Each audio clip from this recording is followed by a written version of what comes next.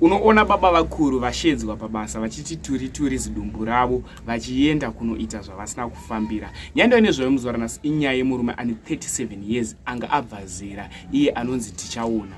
Murume uyu ari kunzi iye akahayiwa nemupurisa wechikadzi. Mupurisa wechikadzi uyu aida kutakurwa luggage yake achibuda mugugu kwana Imbudziya achienda kuKadoma. Zviri kunzi luggage iyi yakawanda, ari ega mukadzi uyu aisaikwanisa, yaida kutakurwa nemota. Saka mukadzi uyu akasadzwa kuhaya murume anonzi Tichaona nekuti aimbogara achimuhaya. Murume uyu anofamba nekombi. After Tichaona ahayiwa akaenda kumba kwemukadzi uyu, mupurisa wechikadzi. Akasvika kumba kwemukadzi uyu, mukadzi uyu anga asati apedza kurongedza luggage yake. Murume uyu akaudzwa kunzi iwewe chimbobuda panze ndirongedze ndega luggage yake mumba, nekuti aiona kamutarisiro kaaitwa mukadzi uyu nemurume uyu. Zvikunzi murume uyu akabuda panze pekutanga akazodzoka mumba achida kutarisa kuti apedze mupurisa uyu.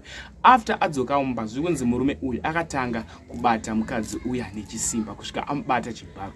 Mukadzi uyu abatwa chibharo akabva afonera shamwari yake akamuudza kuti ini ndabatwa chibharo kunoku nemunhu wandanga ndahaya. After audza shamwari yake mupurisa uyu, ari kunzi iye akapiwa advice yekunzi amhanye kupolice station kunoripota nyaya iyi.